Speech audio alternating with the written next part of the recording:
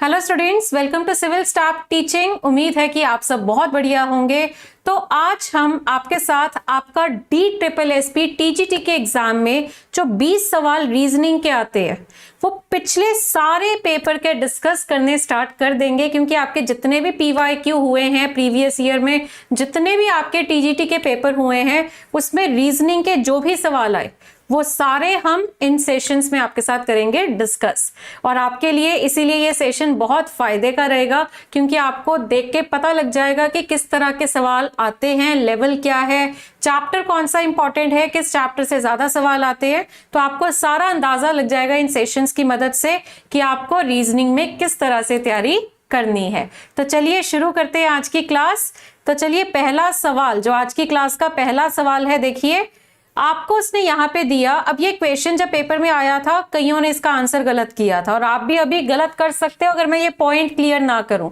देखो उसने बोला कि Ramu has 61 rupee currency notes. Ramu के पास 60 नोट है करेंसी के, ठीक है, विच बेयर नंबर्स इन ऑर्डर, ठीक है। If the number of the first note is 7575, देखो उन्होंने बोला कि उस पे जो नंबरिंग है ना, सीरियल नंबर है, वो एक ऑर्डर में है, ठीक है। 60 नोट है उसके पास 1 रुपी के, ठीक है।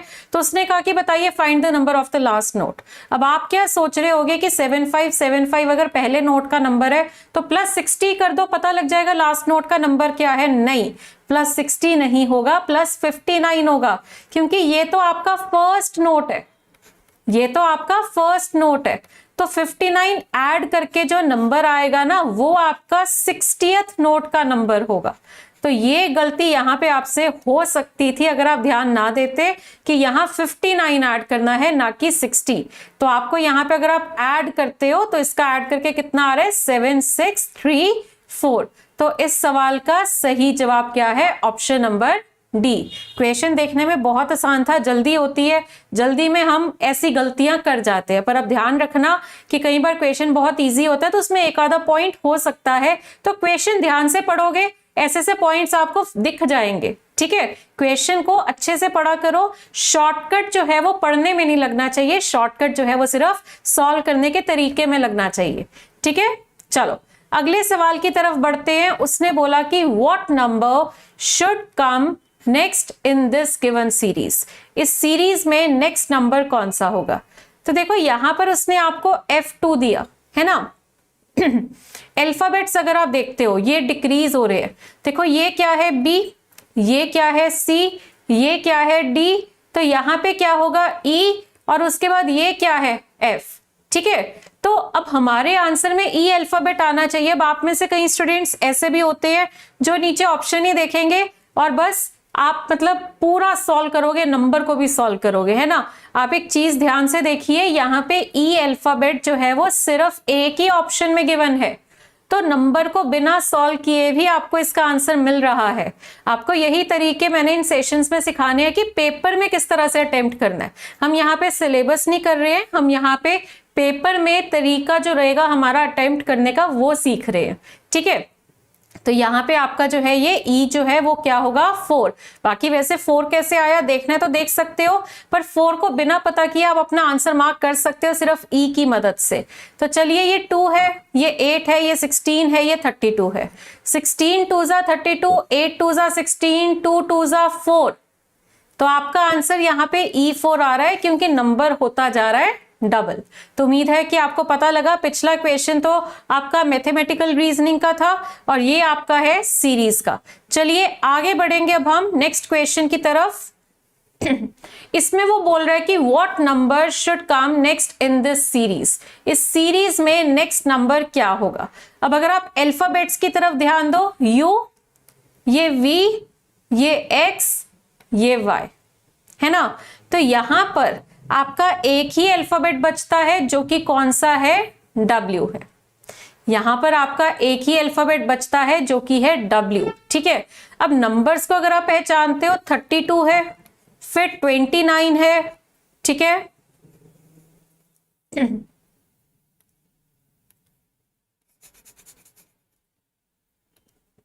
हाँ जी, 32 के बाद 29 है, 29 के बाद डैश है, फिर 23 है, फिर 20 है। तो अगर आप देखो कि 32 से 29 कैसे आया, -3 करके, 23 से 20 कैसे आया, -3 करके। तो इसका मतलब नंबर्स में -3 हो रहा है। अच्छा, मैं नंबर्स क्यों देख रही हूं यहाँ पे, क्योंकि मुझे जब पता लगा कि W आएगा तो W मुझे A में भी मिल रहा है और C में भी मिल रहा है। चाहे आपका B और D ऑप्शन गलत हो गया, पर अभी हमें नंबर्स का तो डाउट है ना, नंबर नहीं पता लग रहा कौन सा आएगा। तो वैसे तो देखो नंबर भी बिना सॉल्व किए आ रहा है। किस तरह से, देखो ये 29 है, ये 23 है, तो 23 और 29 के बीच का ही कोई नंबर होगा। तो 17 इसके बीच में तो आता नहीं है, 26 इसके बीच में आता है, तो आपका आंसर इसका ऑप्शन नंबर सी है। पर चलो प्रॉपर अगर आप देखना चाहो तो देखो माइनस ही अगर मतलब -3 अगर शुरू में भी हो रहा है और आखिर में भी हो रहा है, तो आप यहां से यहां पे आने के लिए भी -3 कर सकते हैं। तो 29 -3 अगर आप करेंगे तो कितना होगा, ये 26, और उसमें भी -3 करोगे तो आपका कितना आएगा, 23। तो इस तरह से आपको आपका आंसर मिल गया, जो कि है ऑप्शन नंबर सी। तो देखो अल्फाबेट आप पहले फोकस कर रहे हो अल्फाबेट पे। अल्फाबेट में अगर डाउट आ रहा है कि एक से ज्यादा ऑप्शन में आपको वो मिल रहा है, तो फिर आप ध्यान दे रहे हो नंबर पे, है ना। तो हमें बचना है सॉल्व करने से। हमारी कोशिश है कि ऑप्शन की मदद से अगर हम बिना सॉल्व किए या आधा सॉल्व करके अगर आंसर बता सकते हैं तो हम उस चीज को करने की कोशिश करेंगे। ठीक है, तो चलिए उस हिसाब से आपका आंसर यहाँ पे क्या आ रहा है, ऑप्शन नंबर सी। ओके, चलो आगे बढ़ेंगे अगले सवाल की तरफ। हाँ जी, करिए इसको एक बार आप सब ट्राई। एक बार देखिए आप इस सवाल को किस तरह से होगा ये। उसने आपको बोला है कि cloth is to metre as sugar is to dash. कपड़ा और मीटर में क्या रिश्ता है। आप जब कपड़ा लेने जाते हो क्या बोलते हो, भैया 2 मीटर कपड़ा दे दो, 2.5 मीटर कपड़ा दे दो, 1.5 मीटर कपड़ा दे दो, है ना। तो क्लॉथ को नापते कैसे हो, मीटर से। और जब चीनी लेने जाते हो, शुगर लेने जाते हो, क्या बोलते हो, भैया 1 किलो चीनी दे दो, 2 किलो चीनी दे दो। तो मतलब क्लॉथ को नापने के लिए मीटर बोला जाता है, शुगर चीनी को नापने के लिए किलो बोला जाता है, यानी केजी। तो शुगर की मेजरमेंट करनी है, शुगर को नापना है, तो हम क्या बोलते हैं, किलो में बताते हैं कि इतने किलो है। ठीक है, किलो मतलब केजी, किलोग्राम। ओके, तो आंसर इसका क्या होगा, ऑप्शन नंबर सी। तो ये आपकी एनालॉगी है, बहुत इंपॉर्टेंट है आपके इस चैप्टर, आपके इस पेपर के लिए। एनालॉगी और ऑड वन आउट के सवाल तो भर भर के आते हैं। आपके रीजनिंग के 20 सवाल है, 20 में से ज्यादातर आपको एनालॉगी और ऑड वन आउट के ही मिलने वाले हैं। ठीक है, चलो आगे बढ़ेंगे। अब हम इसका आंसर आपके सामने है, जो कि है ऑप्शन नंबर सी। अगला सवाल ट्राई करिए। हाँ जी, देखिए अगले सवाल का आंसर क्या होगा, find the odd one out. आपको यहां पे ऑड बताना है कि कौन सा है। ये 4 नंबर्स है 225, 400, 36 और 35। आपको देखना है इसमें ऑड नंबर कौन सा है।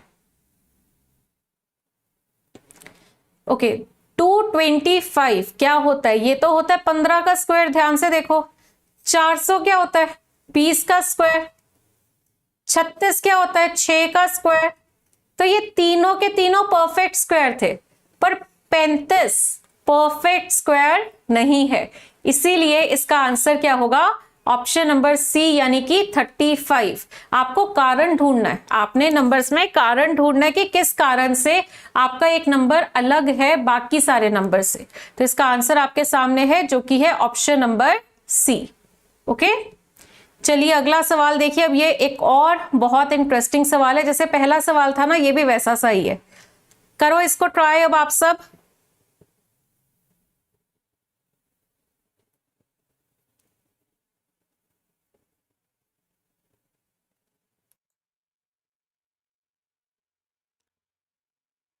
हाँ जी, देखिए इसको किस तरह से सॉल्व हो सकता है ये वाला सवाल।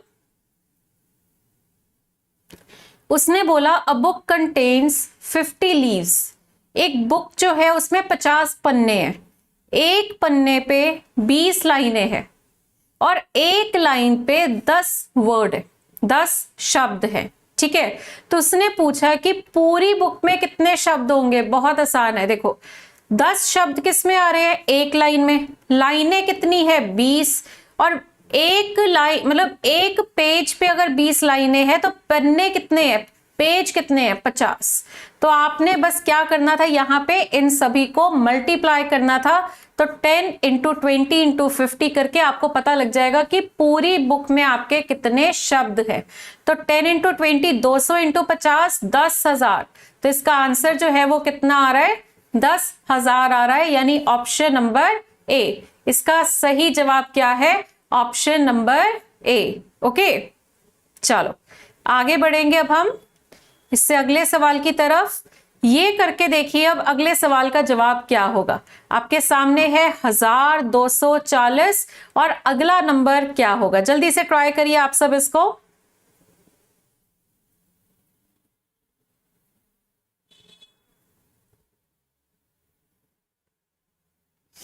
देखो सीरीज घट रही है, सीरीज जब घटती है तो वहां पे क्या होता है, डिवाइड होता है ना।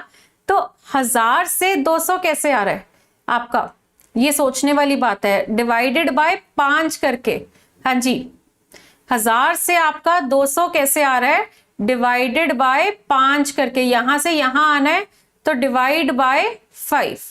200 से 40 पे आना है तो ये कैसे आ रहा है, डिवाइडेड बाय 5।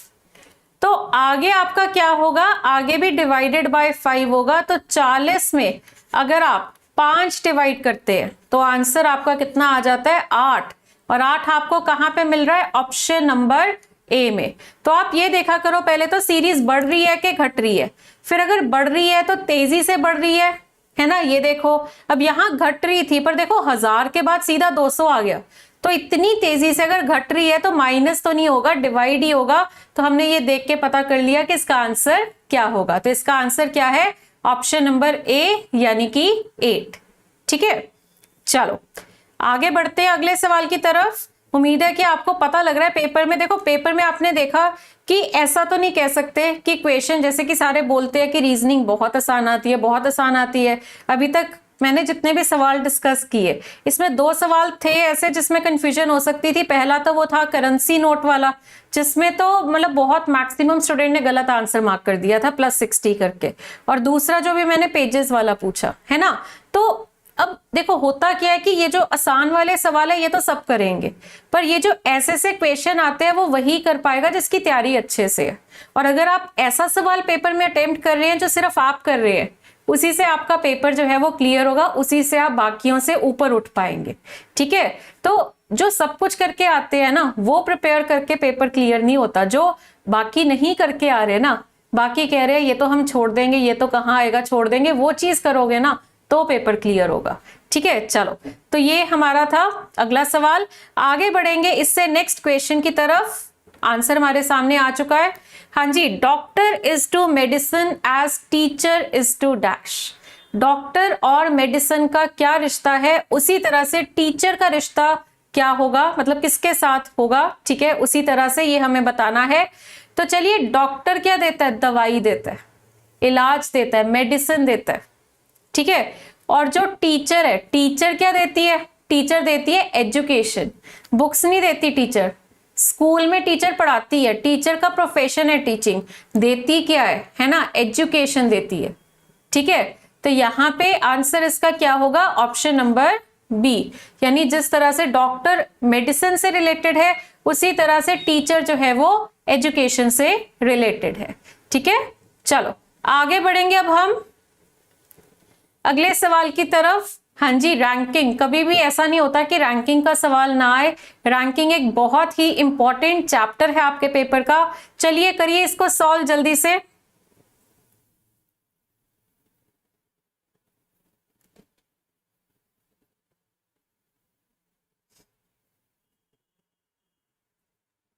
हाँ जी, उसने आपको बोला कि Raghav is 8 from the top.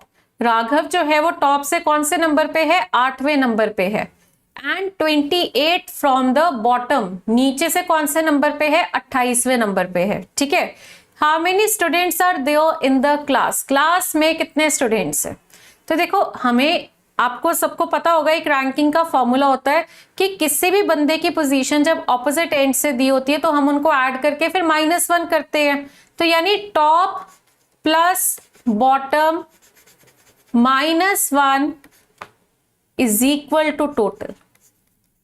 ठीक है, top plus bottom -1 is equal to total. ये आपका रैंकिंग का फॉर्मूला है कि जो टॉप वाली पोजीशन है, जैसे एक बंदा है, उसकी टॉप से भी पता है, बॉटम से भी पता है, उसी बंदे की टॉप से पता है, उसी बंदे की बॉटम से पता है, तो दोनों को ऐड करके -1 करना पड़ता है, क्योंकि जिसकी टॉप से है उसी की अगर बॉटम से है तो वो 2 बार गिना जाता है। टॉप प्लस बॉटम करने में उस ओवरलैपिंग से बचने के लिए हमें -1 करना पड़ता है, जिससे कि आपको आपका टोटल मिलता है। ठीक है, तो उस हिसाब से तो टॉप से यहां कितना है 8, बॉटम से कितना है 28, -1 किया तो 8 + 28 कितना होगा आपका, 28 + 8 कितना होता है, हाँ जी 36। तो 36 में -1 करके आपका आंसर जो है वो कितना आएगा, 35 आएगा। आंसर इसका क्या है, ऑप्शन नंबर डी। ओके, इसका सही जवाब क्या है, ऑप्शन नंबर डी। चलिए आगे बढ़ते हैं नेक्स्ट क्वेश्चन की तरफ। हाँ जी, अगला सवाल देखिए, आपसे वो यहां पे पूछ रहा है क्योंकि बताइए इनमें से ऑड कौन है। सोच के देखिए, बहुत अच्छा सवाल है। हाँ जी, 5220, 3779, 542 ऑड नंबर, इनमें से ऑड कौन सा है। इन 4 ऑप्शंस में से अलग कौन है, ये आपको बताना है।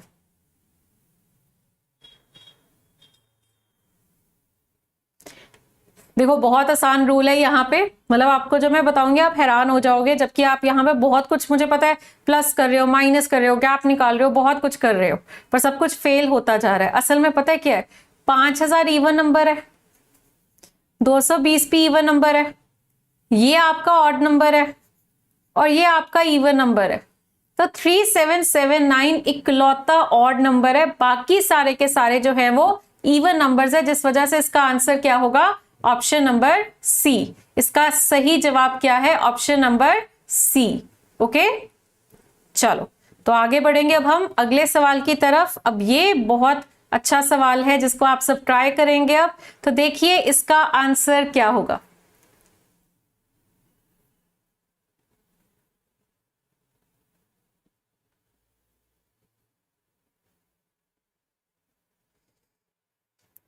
उसने ये पूछा आपसे कि बताइए how many meaningful 5 letter English words. आपको 5 लेटर वाले वर्ड्स बनाने हैं, मीनिंगफुल वाले बनाने हैं, किससे, इन 5 अल्फाबेट से, MASTE।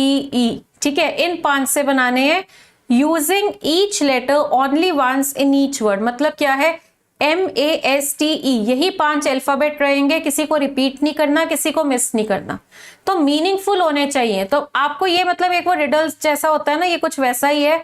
तो इससे आपका क्या क्या बन रहा है, देखो एक तो स्टीम बन रहा है मीनिंगफुल, STEAM।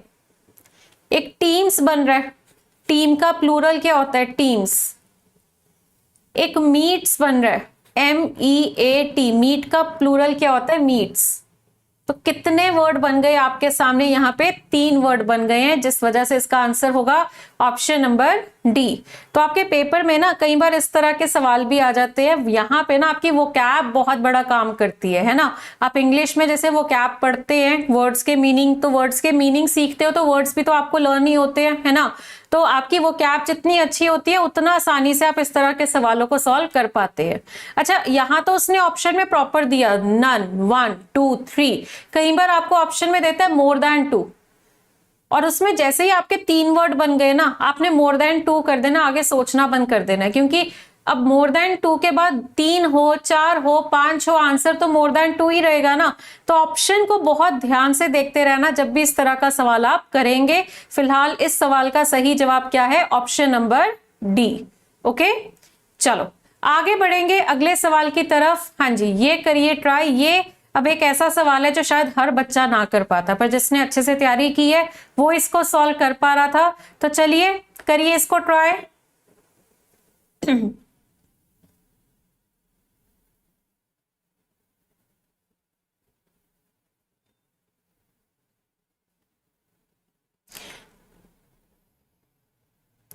तो बच्चे इसमें ना 2 तरह के रूल है।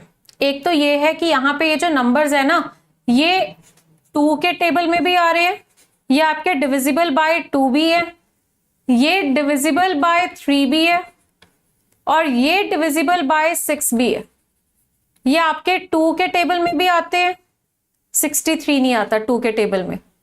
ये तीनों देखो 3, ये देखो 42 देखते हैं, चलो 2 के टेबल में आता है 42, हाँ 3 के टेबल में आता है, हाँ है ना, और 6 के टेबल में आता है 6 7 42। 24 देखो 2 के टेबल में भी आ रहा है, 3 के टेबल में भी आ रहा है और 6 के टेबल में भी आ रहा है। 48 देखो 2 के टेबल में भी आ रहा है, 3 के टेबल में भी आ रहा है, 6 के टेबल में भी आ रहा है, पर 63 जो है वो आपको 2 के टेबल में नहीं मिलता, ठीक है, सिर्फ 3 के टेबल में मिलता है, 6 के टेबल में भी नहीं आता। तो आपका यहाँ पे ऑड वन आउट जो है वो कौन सा होगा, ऑप्शन नंबर ए। यहाँ पर आपका जो ऑड वन आउट है वो कौन सा है, ऑप्शन नंबर ए, ठीक है। ये तो थोड़ा अच्छा वाला रूल था, है ना, बट यहाँ पे अगर आप ये सोच के सॉल्व करते ना ऑड इवन नंबर, जैसे कि ए नंबर, ए ऑप्शन अगर आप देखो ये ऑड नंबर है 63, 48 इवन नंबर है, 24 भी इवन नंबर है और 42 जो है वो भी इवन नंबर है। तो इसका मतलब क्या है कि ऑड इवन से भी अगर आप सॉल्व करते हो तो आंसर आपका जो है वही सेम आ रहा है, जो कि है ऑप्शन नंबर ए यानी कि 63। ओके, तो आपने देखा किस तरह से हम कई बार बहुत ज्यादा सोचते हैं और कितनी सिंपल सी बात हमें सोचनी होती है। चलो आगे बढ़ेंगे। ये भी एक और सबसे इंपॉर्टेंट चीज है आपके एग्जाम्स की, कोडिंग डिकोडिंग की एक टाइप है ये, फिक्स या जंबल्ड वाली, ये भी आपके पेपर में जरूर आती है। करिए इसको ट्राई।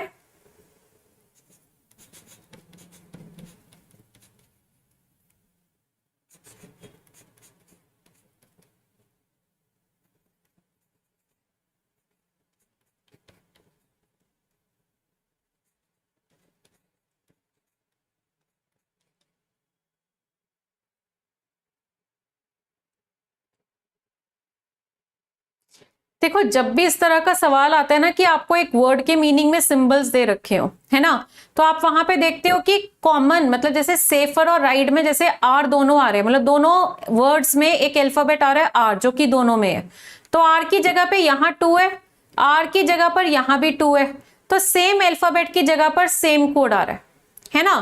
तो अब यहाँ पे सेफर में देखो ई की जगह पे क्या है, हैश, इधर भी ई की जगह पे क्या है, हैश, तो सेम अल्फाबेट की जगह पे आपका सेम कोड आ रहा है ना।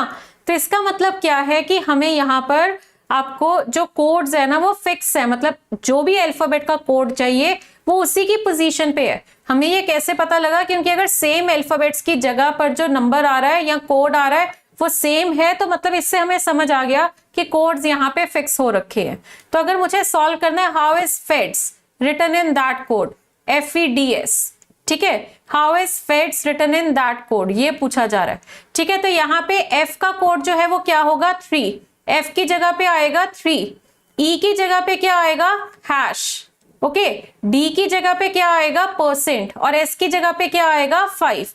तो 3 हैश परसेंट और 5 आपका आंसर आएगा, क्योंकि हमने यहीं से उठा लिया। F का कोड हमें मिल गया 3, E का कोड हमें मिल गया हैश, D का कोड देखो ये रहा परसेंट, और S का कोड मिल गया 5। तो 3 हैश परसेंट 5 हमें कहां पे मिल रहा है, ऑप्शन नंबर सी में मिल रहा है, ठीक है। तो इसीलिए इसका आंसर होगा ऑप्शन नंबर सी। तो ये बहुत आसान तरीके से सॉल्व हो जाते हैं, बट कईयों को पता ही नहीं होता। कई बार ना आप सिंबल्स देख के ही घबरा जाते हो कि ये क्या आ गया, ठीक है, तो वहां पे गड़बड़ हो जाती है। बट अदरवाइज अगर आपको पता हो ना, जैसे जिन्होंने अभी ये देख लिया, तो पेपर में ये कर लोगे आप, है ना, मुश्किल नहीं लगेगा। चलो अगला सवाल है आपका डायरेक्शंस का। हाँ जी, ये वाला देखिए एक बार करके ट्राई।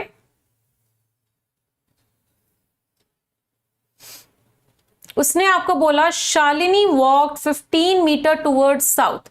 सबसे पहले जो शालिनी है वो साउथ की तरफ जा रही है 15 मीटर, ठीक है। उसके बाद उसने राइट टर्न लिया और वॉक किया 3 मीटर का, फिर उसने she took a left turn, she took a right turn again। अब जो इधर फेसिंग है उसका राइट टर्न किधर होगा, ऊपर की तरफ, और कितना चली, 15 मीटर बिफोर स्टॉपिंग, ठीक है। तो यहां से उसकी जर्नी जो है वो स्टार्ट हुई थी, ठीक है, और इस पॉइंट पे उसकी जर्नी जो है वो एंड हो गई, ठीक है। तो अब यहां पर आप देख सकते हैं कि इस एंडिंग पॉइंट पे, मतलब पहले शालिनी नीचे साउथ की तरफ जा रही है, फिर वो वेस्ट की तरफ जा रही है, फिर वो ऊपर जा रही है। तो ऊपर कौन सी डायरेक्शन होती है, ऊपर की तरफ तो होता है नॉर्थ, यानी उसका सवाल क्या है, which direction did Shalini face after stopping. तो रुकने के बाद शालिनी ने कहां फेस किया है, नॉर्थ फेस किया है। तो आंसर इसका क्या होगा, ऑप्शन नंबर डी। ओके, इसका सही जवाब क्या है, ऑप्शन नंबर डी। चलो आगे बढ़ते हैं अगले सवाल की तरफ। हाँ जी, नेक्स्ट क्वेश्चन देखिए, आपको यहां पे बताना है कि इनमें से ऑड वन आउट कौन सा है। ये तो ना एक बहुत इंपॉर्टेंट सवाल है जो कई बार रिपीट भी हुआ है। ठीक है, ये एक ही DSSB नहीं, DSSB में तो हुआ ही है, ये पता नहीं कितने पेपरों में आ गया और एक ही पेपर में पता नहीं कितनी बार आ गया। तो ये तो इतना इंपॉर्टेंट सवाल है, ये तो ऐसे ही आपको पेपर में आए तो फटाफट आंसर 1 सेकंड में मार्क करके अगले सवाल पे आ जाना, सोचना भी नहीं चाहिए, इसका तो लॉजिक ही पता होना चाहिए।